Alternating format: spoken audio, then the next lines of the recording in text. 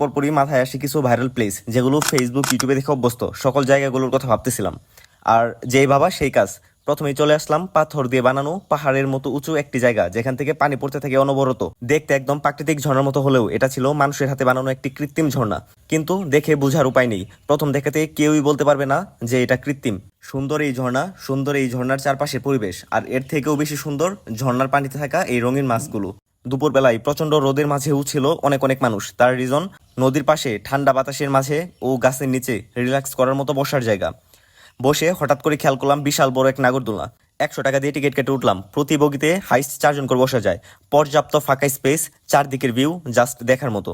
উপর থেকে সম্পূর্ণ পার্ক এবং কি রংপুর শহরটাও দেখতে মারাত্মক সুন্দর লাগতেছিল।